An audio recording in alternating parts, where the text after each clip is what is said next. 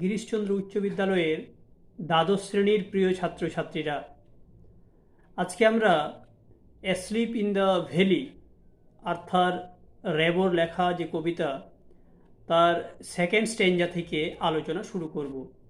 তাহলে প্রথমে একবার কবিতাটা পড়ে নিই। দেখো, এখানে সেকেন্ড স্ট্যাঞ্জাতে আছে, a soldier very young lies open mouth, a pillow made of fern beneath his head, asleep stretched in the heavy undergrowth, pale in his warm green sun-soaked bed. His feet among the flowers, he sleeps. His smile is like an infant's, gentle without guile. Ah, nature, keep him warm, he may catch cold. The humming insect don't disturb his rest. He sleeps in sunlight, one hand on his breast, at peace. In his side there are two red holes. দেখো, এরপর আমরা আলোচনা শুরু করছি second স্ট্যাঞ্জা থেকে। তারা আ soldier, আমরা এতক্ষণে জানতে পারছি যে একজন সোলজার, একজন সৈনিক, ভেরি ইয়ং, খুব অল্প বয়সের, লাইজ, লাইজ মানে শুয়ে আছে, ওপেন মাউথ, ওপেন মাউথ মানে হচ্ছে খোলা মুখে বা হাঁ করে। তাহলে একজন খুব অল্প বয়সী একজন সৈনিক, সে হাঁ করে বা খোলা মুখে শুয়ে আছে। কোথায় শুয়ে আছে? সেই উপত্যকাতে, সেই ভ্যালিতে। আমরা ফার্স্ট স্ট্যাঞ্জাতে যে ভ্যালির সম্পর্কে আমরা জানতে পারলাম যে ভ্যালিটা কত সুন্দর, সেই ভ্যালিতে শুয়ে আছে একজন অল্প বয়সী সৈনিক, আর তার মুখটা হাঁ করা অবস্থায় বা খোলা অবস্থায় আছে। এর পরের line, A pillow made of fern beneath his head.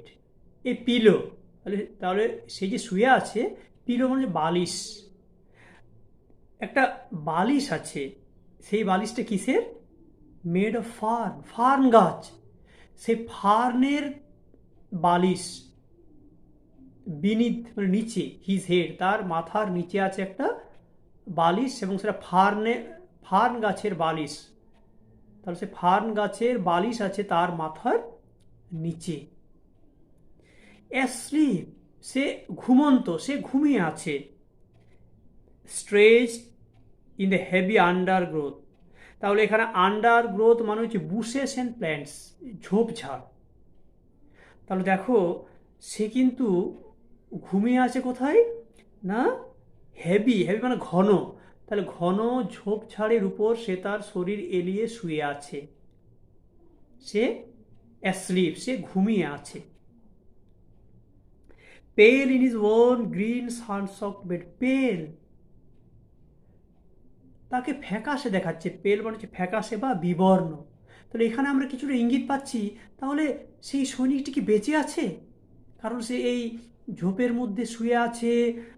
হ্যাঁ, তার এখানে মাথার নিচে যেটা আছে সেটা ফার্নের, অর্থাৎ তার বালিশ বলতে এখানে সে ফার্ন গাছের, হ্যাঁ, সে ফার্নের বালিশ তার মাথার নিচে আছে।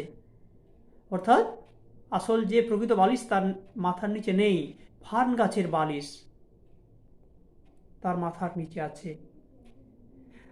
হ্যাঁ, তাহলে আমাদের এখন একটু মনে সন্দেহ দেখছি পেল এই শব্দটি দ্বারা। পেল মানে ফ্যাকাশে, বিবর্ণ হয়ে গেছে তার শরীর। In is warm green sunsoaked bed, বিছানা, তার বিছানাটা কেমন? ওয়ার্ম উষ্ণ, গ্রিন সবুজ, সানসক্ট, সানসক্ট মানে হচ্ছে বাথড ইন সানলাইট, অর্থাৎ সূর্যের আলো মাখা। তাহলে সূর্যের আলো মাখা তার বিছানা। তাহলে তার বিছানাটা কেমন না, তার বিছানাটা হচ্ছে উষ্ণ, সবুজ এবং সূর্যের আলো মাখা বিছানা। সে ঘুমিয়ে আছে। এর পরের stanza, his feet among the flowers he sleeps, তার পাগুলো আছে অ্যামং দ্য ফ্লাওয়ার্স, ফুলের মধ্যে তার পাগুলো আছে। তাহলে আর আমরা জানি যে পায়ে ফুল দেওয়া হয়, এখানে যেন প্রকৃতি, সে যে শুয়ে আছে তার পায়ের মধ্যে সেই ফুলগুলো আছে। আমাদের এখন সন্দেহ হচ্ছে যে সত্যি কি সে আর বেঁচে আছে?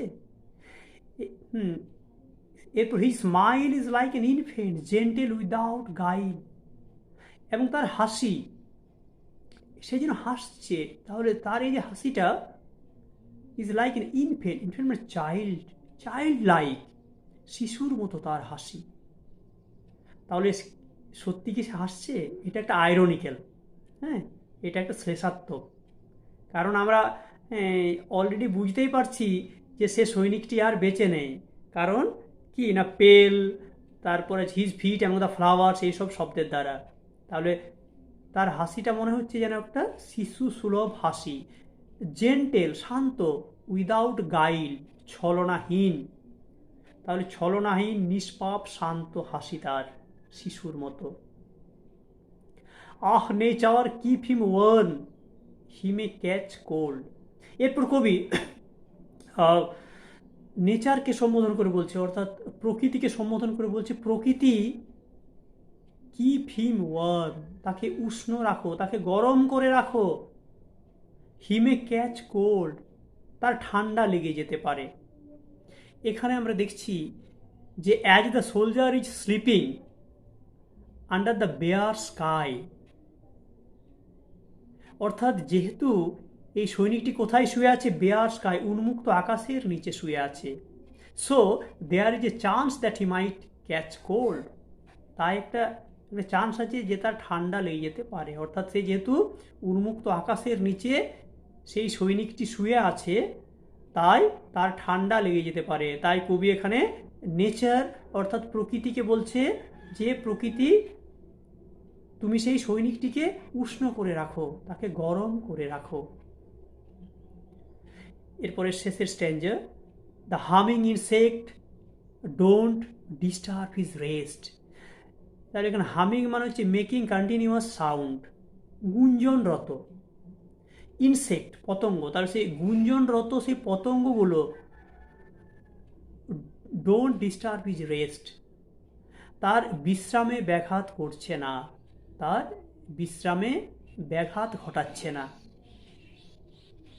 হি স্লিপস ইন সানলাইট, সে শুয়ে আছে, সেই সৈনিকটি শুয়ে আছে সানলাইট অর্থাৎ রৌদ্রের মধ্যে, সেই সূর্যরশ্মি অর্থাৎ সেই রৌদ্রের মধ্যে সেই সৈনিকটি শুয়ে আছে। One hand on his breast, তার একটা হাত আছে তার বুকের উপরে, ব্রেস্ট মানে বুক, তাহলে তার বুকের উপরে একটা হাত আছে, অর্থাৎ সে যেন কি না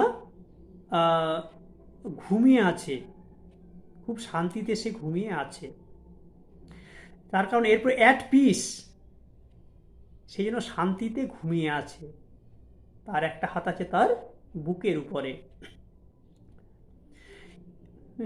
এরপর in his side there are two red holes, এই শেষের অংশটাতে আমরা বুঝতে পারলাম যে কি ঘটনাটি ঘটেছে।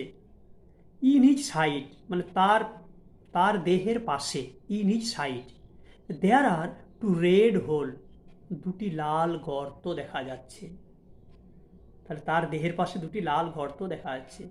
এখানে টু রেড হোলস বলতে two bullet wounds marked by blood, অর্থাৎ দুটি রক্তাক্ত বুলেটের ক্ষতচিহ্ন বা দুটি রক্তাক্ত গুলির ক্ষতচিহ্ন, ওই টু রেড হোল, ওই যে দুটি লাল গর্ত দেখা যাচ্ছে সেগুলো।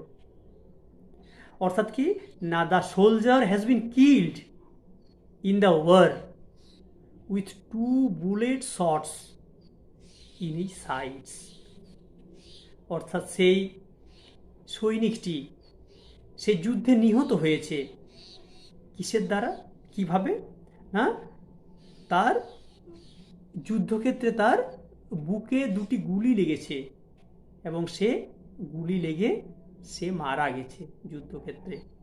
তাহলে এখানে আমরা দেখতে পাচ্ছি the reader gets a sudden mental shock at the end, অর্থাৎ এই কবিতার শেষে দেখতে পাচ্ছি যারা পাঠক তারা একটু মানসিক একটু কষ্ট পাচ্ছে, তারা মানসিক কষ্ট পাচ্ছে। কারণ এই শেষ অংশে এসে জানা গেল যে সেই সৈনিকটি যে শুয়েছিল, অর্থাৎ যাকে আমরা ভাবছিলাম যে ঘুমিয়ে আছে শান্তিতে, সে কিন্তু ঘুমিয়ে আছে, কিন্তু সে ঘুমটা কি ঘুম? Eternal slip, চিরনিদ্রা। সে এমন ঘুমে ঘুমিয়ে আছে যে ঘুম আর কোনোদিন ভাঙবে না। অর্থাৎ সে মারা গেছে। তার শরীরে বুলেটের চিহ্ন, দুটো চিহ্ন, দুটো লাল গর্ত দেখা যাচ্ছে। অর্থাৎ তাকে গুলি করে হত্যা করা হয়েছে। এখানে আমরা দেখতে পাবো the French poet Arthur Rimbaud is critical in his view of war. অর্থাৎ কবি এখানে এই যুদ্ধের বিষয়ে তিনি তার সমালোচনামূলক দৃষ্টিভঙ্গি পোষণ করেছেন। The poet suggests the futility of war because it is an organized butchery of young boys. অর্থাৎ তিনি এই যুদ্ধকে আগেই বলেছে যে এটা হচ্ছে একটা ফিউটিলিটি অফ ওয়ার। অর্থাৎ কি না, যুদ্ধর কোনো প্রয়োজন নেই, এটা হচ্ছে যুদ্ধের নিষ্ফলতা, ফিউটিলিটি অফ ওয়ার। এবং এই যুদ্ধে কি হয় না, এটাতে অর্গানাইজড বুচারি অফ ইয়াং বয়েজ, অর্থাৎ কম বয়সী ছেলেদের পরিকল্পিতভাবে হত্যা করা হয়। এটাই হচ্ছে কবি আর্থার রেবোর তার যুদ্ধ সম্পর্কে দৃষ্টিভঙ্গি। তাহলে আমরা কবিতাটা পড়লাম, তোমরা এই কবিতাটা খুব ভালো করে পড়বে এবং তোমাদেরও এই কবিতাটা খুব ভালো লাগবে। ব্যাস, কবিতা আমাদের এখানেই শেষ হলো।